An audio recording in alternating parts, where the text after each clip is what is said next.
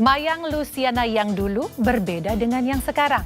Pasca oplas hidung, dagu, dan mengoreksi bentuk gigi dan gusi, banyak netizen yang menyebut dirinya semakin mirip dengan almarhumah Vanessa Angel, kakak kandungnya.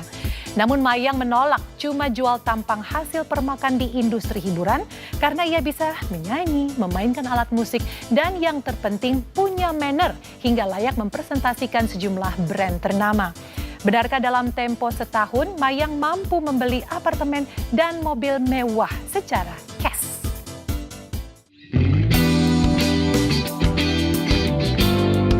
Pemirsa, berbeda dengan karir Pujian yang debut perdananya semulus jalan tol dan langsung diapresiasi positif oleh masyarakat. Awal karir Mayang Luciana, adik almarhumah Vanessa Angel, justru jatuh bangun. Bahkan sampai dihujat tidak layak menjadi the next Vanessa Angel di industri hiburan. Andai tidak kuat mental, Mayang tidak sanggup meneruskan karirnya. Beruntunglah ia punya support system yang baik sehingga optimisme Mayang kembali bangkit. Terinspirasi sang kakak yang tidak menempuh jalan instan dalam meraih ketenaran, Mayang memilih tertatih-tatih menapaki tangga popularitas ketimbang cepat melambung, namun cepat pula jatuh pamornya. Ya, alhamdulillah buat teman-teman netizen, terima kasih yang udah support. Terima kasih yang udah support aku.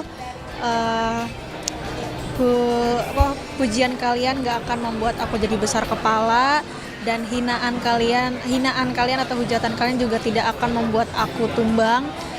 Dan aku akan terus mengupgrade diri, terus tambah semangat untuk mengeluarkan karya-karya selanjutnya, dan tambah semangat lagi untuk kuliah. Sebenarnya kunci dari sebuah kesuksesan itu yang penting sabar, kerja keras. Saat Pujian sukses lewat jalur duka, Mayang harus menyimpan kepedihan lantaran penampilannya acap kali menuai hujatan. Namun seiring berjalannya waktu, netizen kini justru berpihak pada Mayang lantaran Mayang dianggap memiliki attitude yang lebih baik daripada Fuji yang dianggap terjangkit star syndrome.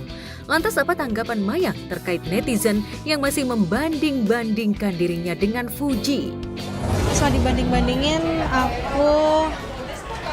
aku ingin bilang tidak ada kompetisi dan tidak ada persaingan. Jadi buat netizen stop untuk banding-bandingin, karena aku dan Fuji sama-sama punya kelebihan, sama-sama punya kekurangan gitu. Aku punya kelebihan, Kak Fuji juga punya kelebihan. Aku punya kekurangan, Fuji juga punya kekurangan. Jadi ya fokus untuk diri sendiri, sama-sama fokus untuk diri sendiri aja gitu. Karena kita juga udah punya jalannya masing-masing. Gitu. Capek juga sih kalau misalkan ngurusin yang banding-banding, udah kita sama-sama fokus ke diri sendiri aja. Mayang sih ya kalau karya. Aku lebih ke Mayang karena dia bisa nyanyi, bisa main alat musik. Suaranya bagus banget, main alat musiknya juga keren banget. Aku sering ngeliat dia kayak main gitar sampai main bass tuh keren banget. Dan demi bisa lepas dari bayang-bayang sang kakak, Mayang mulai berbenah. Mulai dari memperbaiki penampilannya dengan cara operasi plastik dan melatih olah vokalnya dengan Maya Estianti. Selain mengasah vokal, kepiawaian Mayang bermain gitar seolah menjadi nilai plus bagi Mayang.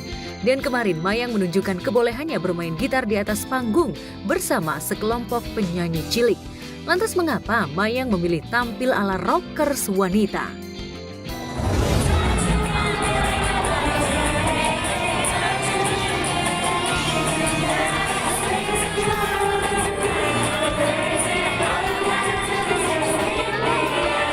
Pemirsa, jadi aku udah sampai di stage dan hari ini aku masih di samping dan mau cek sound dulu sebentar, nanti abis itu baru naik ke atas panggung. Dan untuk outfit hari ini itu aku pakai jaket kulit, terinspirasi dari dari Rose, dari video klipnya dia yang APT, itu kan dia pakai jaket kulit juga, karena nanti aku juga bakalan bawain lagu APT Bruno Mars featuring sama Rose, sama aku bawain lagu Kanen Rock, jadi aku cuma nyanyi satu lagu aja. Kan ngikutin dari ini video klipnya Rose kan gitu hitam-hitam. Ya, di atas panggung Mayang terlihat tampil percaya diri dan berhasil memukau penonton dengan kepiawaiannya bermain gitar. Wajar saja jika Mayang jago bermain gitar, lantaran dirinya sudah belajar gitar sejak usia 5 tahun. Tak hanya itu, Mayang kini dekat dengan Maya Estianty, juga belajar mengasah vokalnya dengan pentolan duo Ratu ini. Lantas, apa tanggapan Mayang yang digadang-gadang sebagai penyanyi masa depan yang matang dari panggung ke panggung? Balik tadi sih, mungkin ini adalah salah satu dari sebuah hasil dari sebuah kesabaran aku selama ini, dan aku juga terus semangat lah gitu, semangat untuk berkarir, kuliah gitu. Jadi ya alhamdulillah sih gitar sama nyanyi juga sih. Itu udah dari kecil, Dedi yang ngajarin, Dedi yang ngelatih. Dedi yang awalnya ngajarin aku basic gitar, terus Dedi melihat ada perkembangan di bidang musik, aku akhirnya Dedi panggil guru gitar private di rumah. Mulai dari situ aku belajar banyak, dan sampai sekarang. Mayang ini kan memiliki talenta yang cukup kuat di dunia seni. Dia bisa bermain musik, dia main gitar dengan baik, tapi dia juga adalah penyanyi dengan suara yang materi suaranya itu bagus sejak awal. Jadi tinggal dipoles lagi. Kalau dia mau terus maju, berkembang, dan saya kira apa yang kita lihat hari ini dibanding yang dulu terhadap Mayang, hari ini dia jauh lebih berkembang.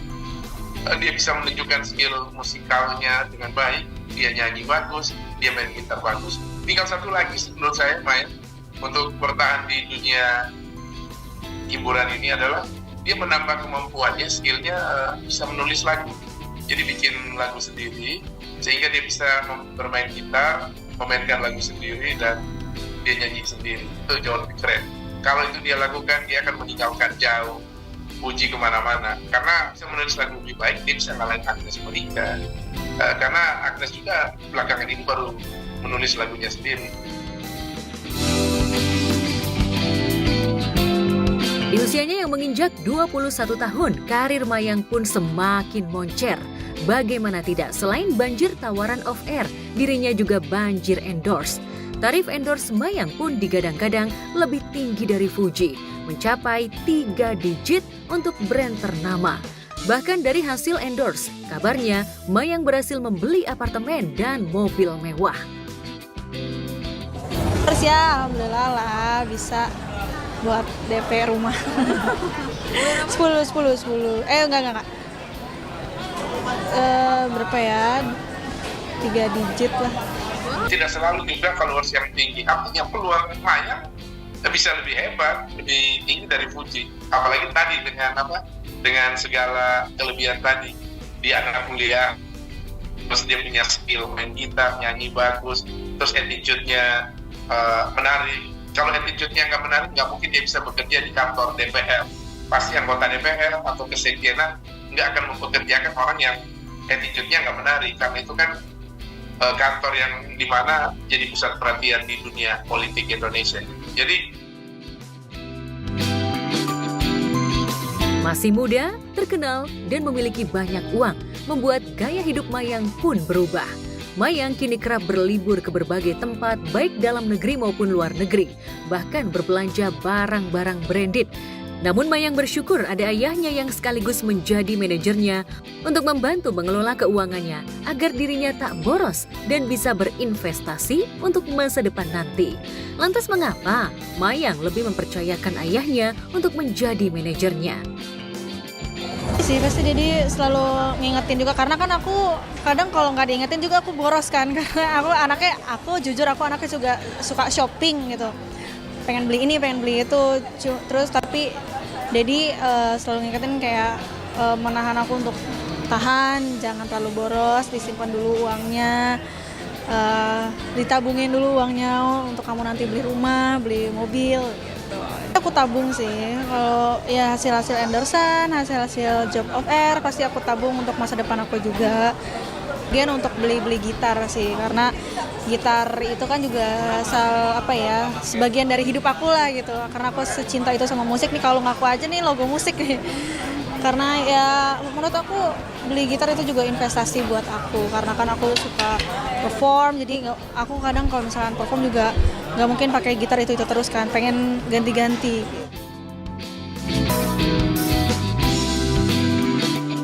Ia memiliki manajer yang merupakan ayahnya sendiri, membuat netizen justru menduga-duga jika Mayang menjadi korban eksploitasi Dodi Sudrajat sang ayah untuk mencari pundi-pundi rupiah, seperti yang pernah terjadi pada kakaknya.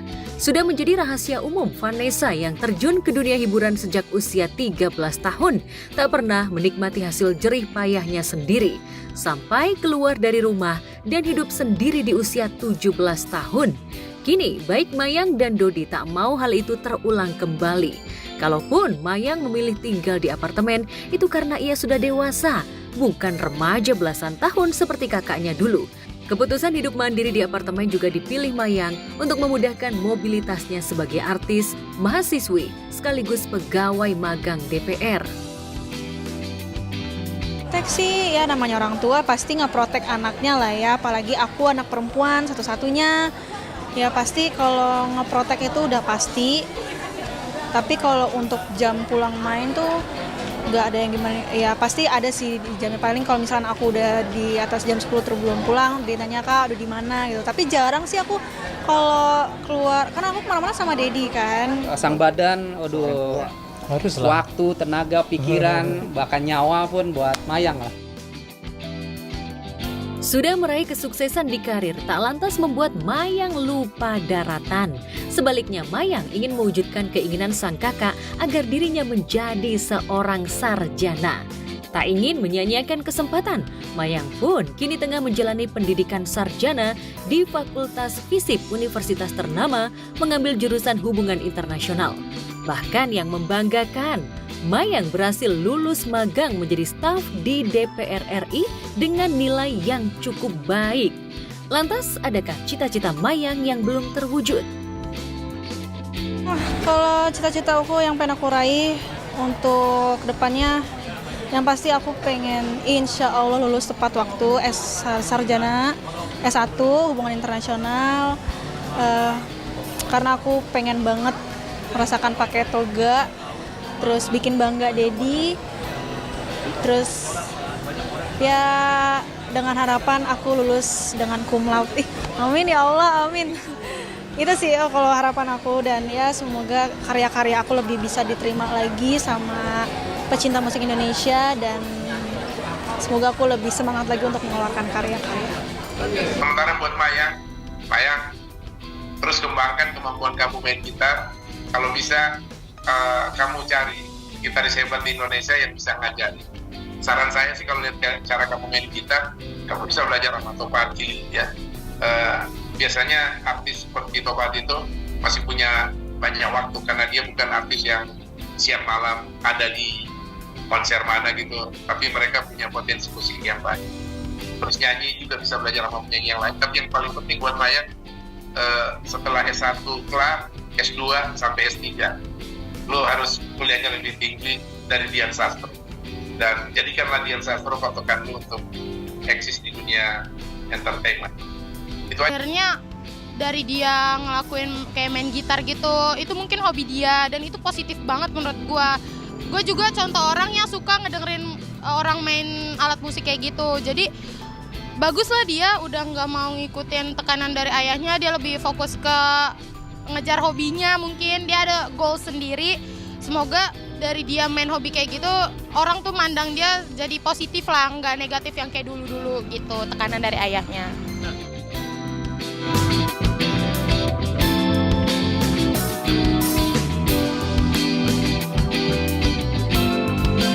Jika Mayang dinilai artis muda yang humble, komika Arafah justru menjadi sasaran kemarahan tetangganya akibat masalah parkir mobil. Benarkah Arafah dinilai sebagai sosok artis muda yang sombong?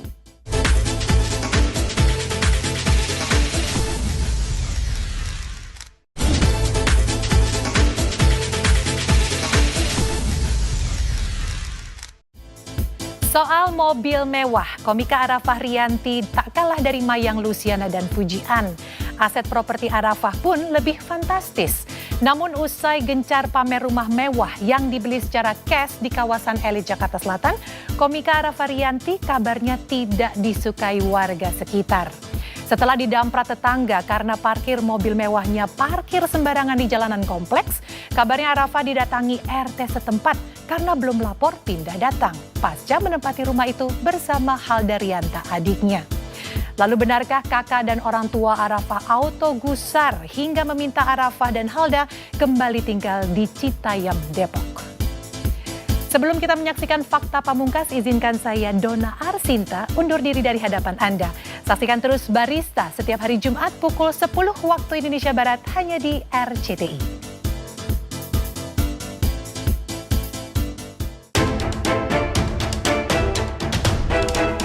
Pemirsa, Arafa Rianti, komika ternama tanah air, tengah menjadi perbincangan hangat di media sosial. Hal itu usai insiden cekcok dengan para tetangganya terkait parkir 3 mobil miliknya. Ia sampai menangis gara-gara debat mulut dengan 5 bapak-bapak, gara-gara dituding parkir sembarangan di jalan perumahan, sehingga mempersempit area lalu lalang di sebuah klaster eksklusif di kawasan Jagakarsa, Jakarta Selatan itu. Insiden Arafa nyaris dikeroyok 5 kepala rumah tangga itu pertama kali mencuat setelah unggahan Instagram story adiknya Halda Rianti yang menunjukkan Arafa yang menangis usai kejadian tersebut. Menjawab insiden dengan tetangganya lewat unggahannya di media sosial fotonya yang sedang menangis usai dilabrak tetangganya. Dia mengaku ketakutan dan sedih sehingga akhirnya memilih meluapkannya ke publik. Arafa Rianti kemudian menceritakan awal mula penyulut masalah antara dia dan tetangganya. Akibat konflik dengan tetangganya, ia harus memindahkan salah satu mobil miliknya ke rumah lain di Depok. Itu klaster, jadi emang klaster kecil banget. Jadi semua tetangga situ misalnya mau taruh di depan jalan, ya boleh-boleh aja asal nggak ngalangin jalan. Cuman ya posisi di aku itu emang kayak depan rumah aku juga pengen di mobil lagi. Jadinya kalau mobil kita dua-duanya di depan rumah kita itu tuh nggak bisa keluar gitu. Bukan karena kayak nggak bisa parkir di jalan ya, soalnya bukan jalanan umum kok, emang jalanan buat jalan buntu juga. Kemarin tuh pas mediasi ya udah kayak ya udah sih emang nggak ada yang salah, nggak ada yang benar ya. Jadi kayak ya gimana sih, orang panas gitu, terus aku juga takut gitu, namanya juga cewek gitu, kayak jam 11 malam gitu. Jadi ya aman aja sih menurut aku. Arafa Rianti kabarnya tidak disukai oleh warga sekitar setelah didamprat tetangga karena parkir mobil mewahnya sembarangan di jalanan komplek.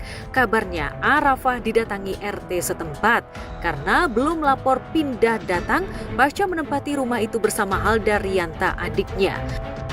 Katanya mobilnya udah dibawa ke Depok sekarang. Ya saya nggak tahu dah kalau ini. Tadi Ya, emang kalau dia lapor aja gitu ya ke RT, bukan saya mau dihormatin, bukan ya kan. Kalau ada apa-apa kan enak. Iya. Lapor Ada belum, punya. udah sekian tahun, pas ada permasalahan, baru jadi PRT. iya sekarang Tapi dia nggak pernah bisa. laporan, Pak? Nggak pernah. Selama tinggal di situ? Iya. Ya pemirsa, saat ini saya berada di Jagakarsa, Jakarta Selatan, di mana di belakang saya ini adalah kediaman dari Arafa dan juga komika Indonesia, di mana baru-baru ini tengah viral karena dengan kabarnya ia diduga telah memarkir mobil di depan halaman rumah tetangganya, sehingga para tetangganya menegur dia mungkin karena tidak nyaman dengan beberapa mobil Arafa yang berada di depan halaman rumahnya, sehingga membuat mobilisasi warga sekitar terganggu, dan pada akhirnya Arafa pun juga sempat bertemu dengan beberapa warga yang ada di sini. Dan saat ini salah satu mobil dari Arafa sendiri sudah dibawa ke salah satu rumahnya yang berada di Depok, Jawa Barat. Menurut Satpam di kompleks perumahan tempat tinggal Arafa, komika berusia 27 tahun itu tidak pernah hadir saat diundang pertemuan dan tak kunjung mengirimkan perwakilannya untuk membahas permasalahan tersebut. Kalau lihatnya sih jarang sih, di jam balik adanya mulu yang ada di situ. Nah, ada. Kalau Arafanya sih kalau saya lihat sih sombong, nggak pernah negol. Ya gitulah. Masuk aja. Nggak pernah bergaul sama warga? Nggak. Kurang ya? kurang bersosialisasi sih sebenarnya. Abangnya doang sih yang sering nego, ngasih makanan lah atau minuman. Ya kalau adiknya enggak. Oh dia nggak pernah bergabung ke lingkungan, kebetulan karena mungkin orangnya sibuk ya, jadi dia jarang berbaur sama kita gitu. Datang, masuk, tutup, ya udah gitu aja. Jadi kita cuma sekedar oh itu ada rumah Arafah di situ orangnya. Ya begitu deh. Kagak, gue tuh bocahnya introvert, kayak ya udah kalau nongkrong ya nongkrong, kalau kagak ya tetangga. Aku juga emang privacy banget gitu, jadi kayak ya lu kalau diajakin badminton mah ayo aja gitu, tapi kan ya gimana gitu lu nongkrong sama orang yang nggak sepantaran sama lu, mager gak sih lu? Kayak gue juga mager. Kalau saya yang langsung ngeliat sih sosoknya ya baik sih, ramah gitu. Nah, tapi kalau menyumbang kayaknya ada ya, pernah denger juga sih.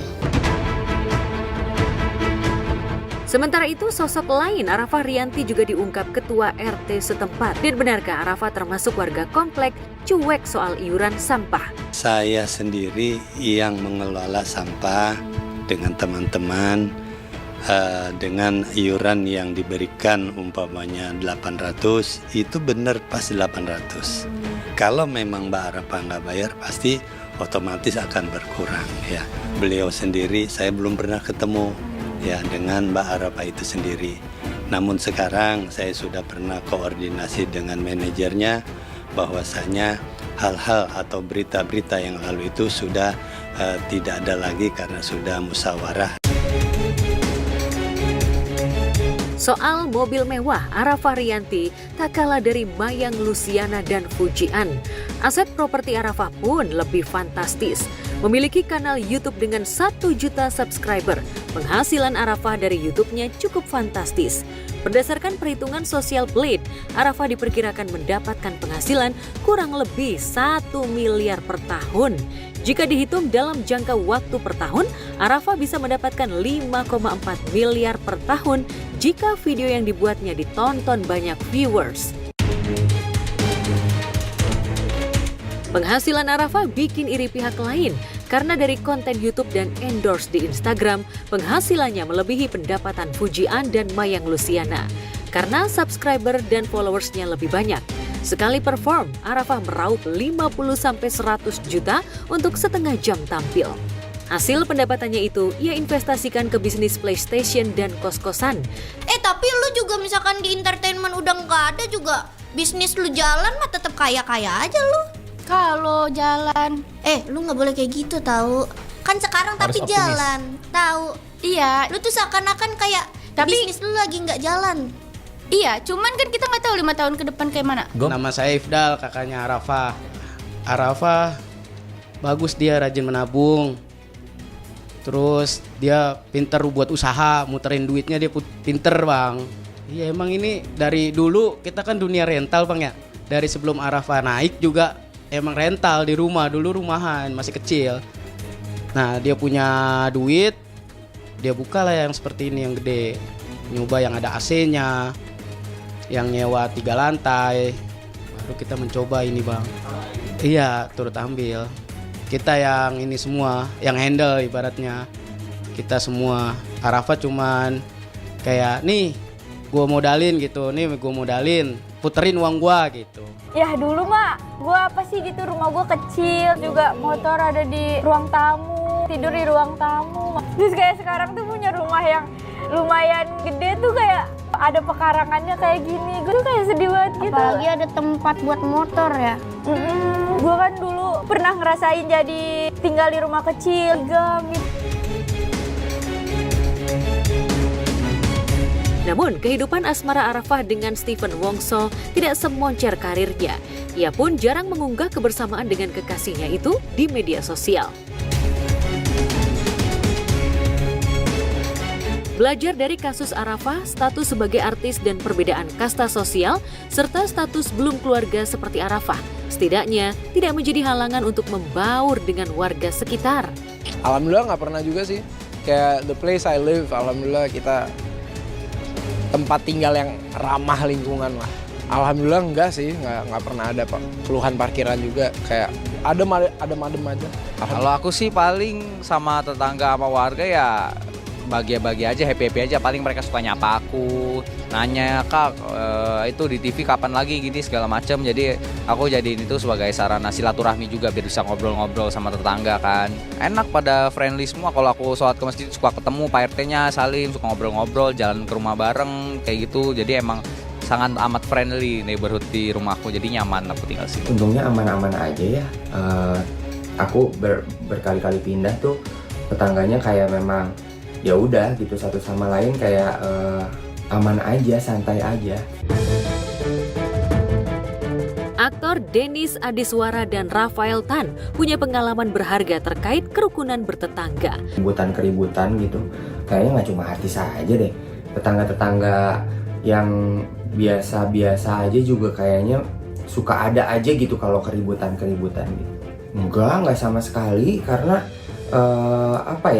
ya kita sama-sama manusia lah, tidak ada status sosial yang membedakan satu sama lain gitu. Kalau untuk tempat tinggal gitu ya, maksudnya siapapun juga bisa tinggal di situ. Dan puji Tuhannya tetangga-tetangga aku selama ini aku bertempat tinggal tuh santai aja gitu, kayak ngobrol pun juga enak, santai banget. Lebih humble aja, lebih ingat lo dulu kalau nggak ada mereka juga lo bukan siapa-siapa gitu aja sih.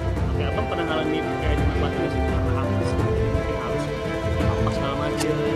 Gue nggak pernah nganggep beban, cuman mungkin ada beberapa ekspektasi di mana orang taruh ke gue. Jadi kayak ya udahlah, wajar, itu job desk gue gitu. Jadi kayak misalnya gue nggak pernah marah direkam atau difoto dari jauh gitu-gitu, karena ya itu job desk gue. Ketika ada tetangga yang mungkin menyepelekan kita atau mungkin memandang rendah kita, buat saya cuekin, saya diemin. Mungkin teman-teman di luar sana bilang, kan Mas enak gitu hidupnya. Enggak. Ada kok tetangga-tetangga yang lebih mampu, itu juga kadang-kadang suka keluar kata-kata yang tidak enak gitu. Saya cuekin aja, Mas. Pernah nggak ada drama sama tetangga? Saya tuh ternyata ya orang yang paling chill mungkin ya di lingkungan saya gitu loh. Mau ada apapun gitu saya cenderung kayak nggak ambil pusing gitu. Mungkin saya akan ambil pusing kalau misalkan ada kucing ketabrak gitu. Nah itu baru tuh saya biasanya sama istri saya itu yang ambil pusing gitu. Karena pasti sudah piketnya kami untuk bawa kucing tersebut ke dokter atau bahkan nguburin kucingnya gitu.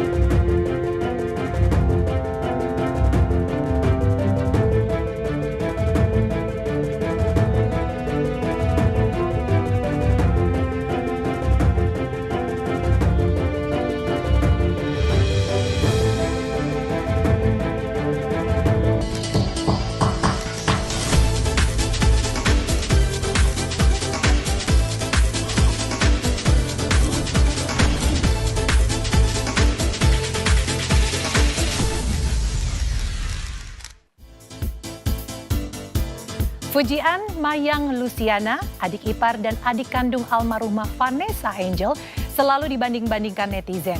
Dulu Fuji banjir pujian, Mayang kenyang panen hujatan.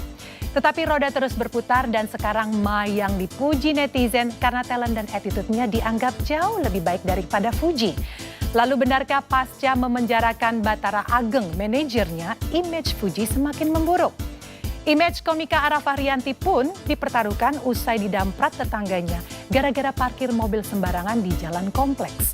Benarkah sikap tidak kooperatif Arafah dan Halda Rianta adiknya sudah lama meresahkan warga sehingga RT setempat terpaksa turun tangan? Bersama saya Dona Arsinta, kita akan menyorot gaya hidup dan kontroversi serta persaingan 3 artis muda potensial, Fujian, Mayang Luciana, dan Arafah Rianti. Pemirsa, inilah berita artis ternama Barista.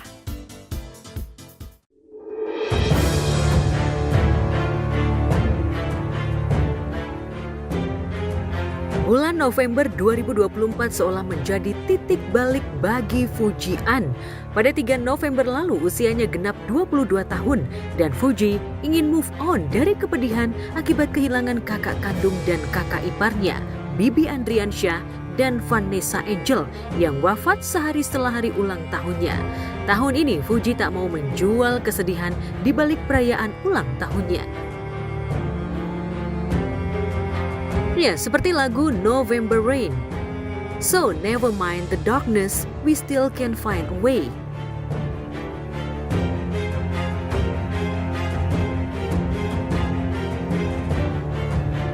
Yang artinya, jangan pedulikan kegelapan, kita masih bisa menemukan jalan. Fuji ingin hidupnya kembali berjalan normal. Dan keinginan itu seolah baru dirasakan seutuhnya setelah Fuji memenangkan kasus hukum melawan Bathara Ageng, mantan manajernya.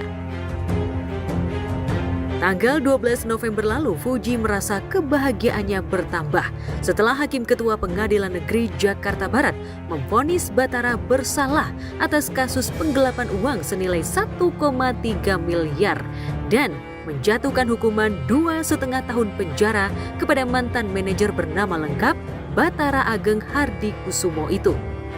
Mengadili, 1. Nyatakan terdakwa Bathara Ageng Hardikusumo bersalah melakukan tindak pidana penggelapan yang dilakukan oleh orang karena hubungan kerja secara berlanjut sebagaimana dalam dakwaan. Menjatuhkan pidana terhadap terdakwa Bathara Ageng Hardikusumo.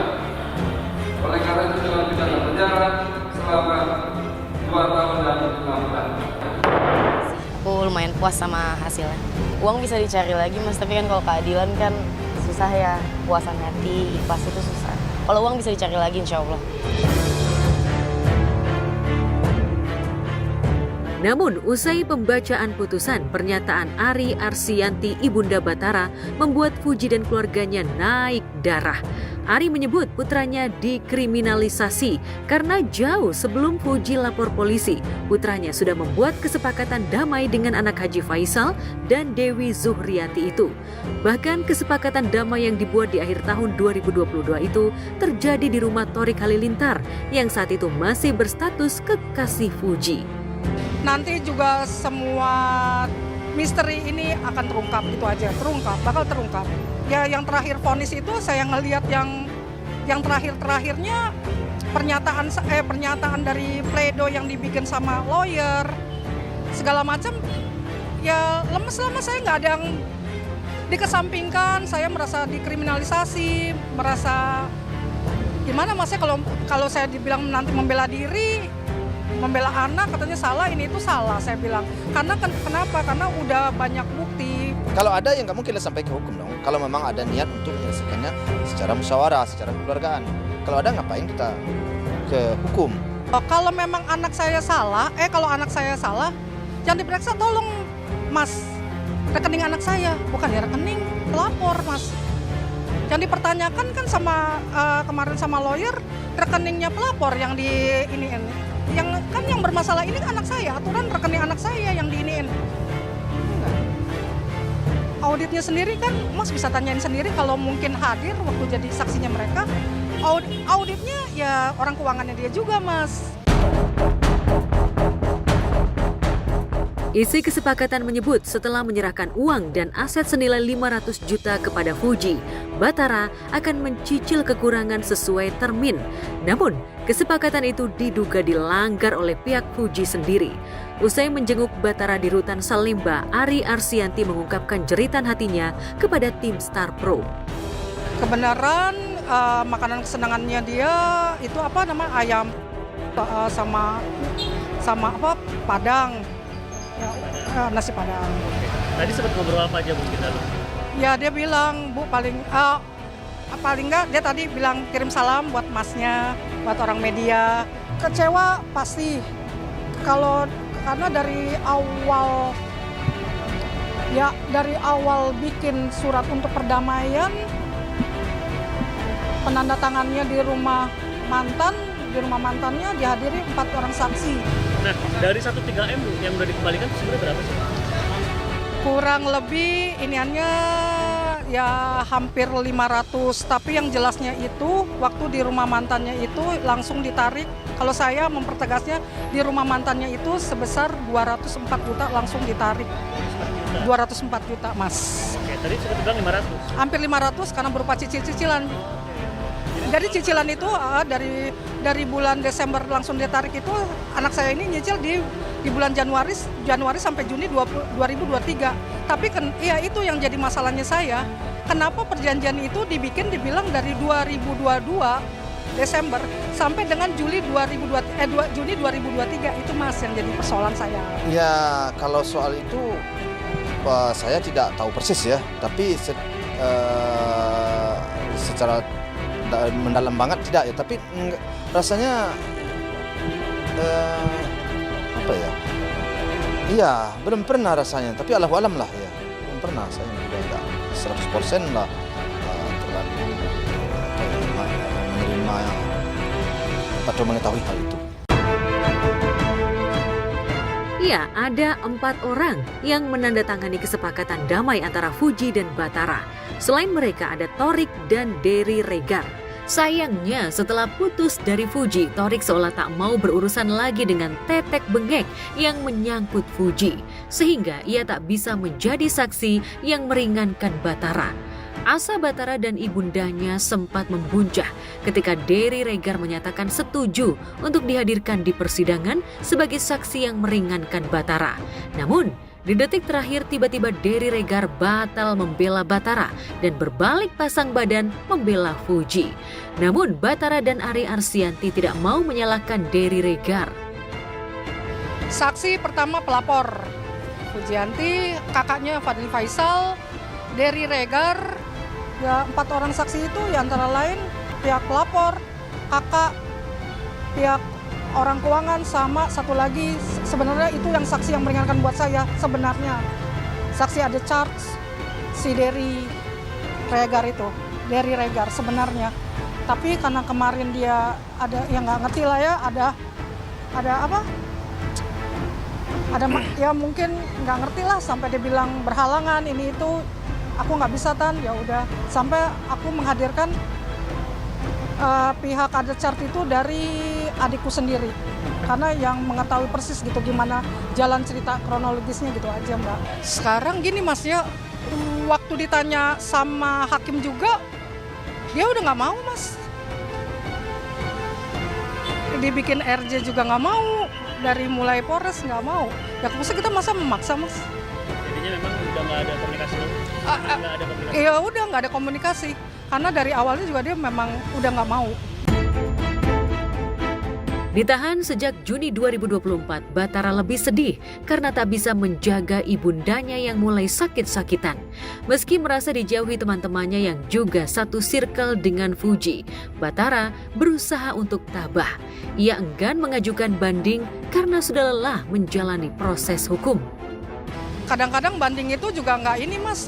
Ya kemarin kan pihak lawyer juga yang memperkarakan dalam hal ini sebenarnya memang kasusnya sebenarnya harusnya.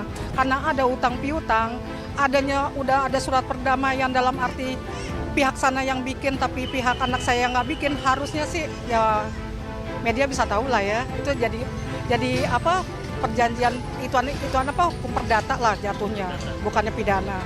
Dan ya udah kita lanjut menjalankan hidup kita, lanjut kerja lagi, lebih hati-hati lagi dan lebih baik lagi pasti. Itu aja. Terkait vonis bersalah yang dijatuhkan majelis hakim, Batara memang sudah menduganya. Dulu 3 tahun lalu saat bersedia mengawal karir Fuji di lini manajer, Batara tak pernah membayangkan akan dipenjarakan oleh mantan talentnya sendiri. Terlebih, Fuji adalah adik dari sahabatnya Fadli Faisal. Batara yang lebih dulu punya kolega di industri hiburan karena pertemanannya dengan Junia Robert, Cinta Brian, Adisti Zara dan lain-lain berhasil mengupgrade Fuji dari gadis biasa yang meroket lewat jalur duka menjadi selebgram dan pendatang baru terbaik tahun 2022 silam. Meski popularitas Fuji juga dikatrol oleh pamor Thorik Halilintar, Batara cukup berhasil membranding image Fuji di mata produser dan pihak endorsement.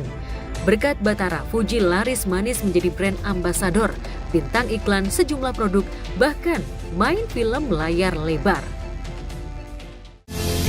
Kenapa si Adam? Karena dia ngasalin, bikin gue emosi.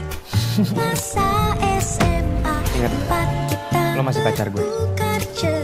Jangan senyum-senyum deh sama Juna. Ayah, bunda, kalau aku pacaran sama Amora boleh nggak? Apaan sih? Enggak ya, bercanda orangnya. Mau serius?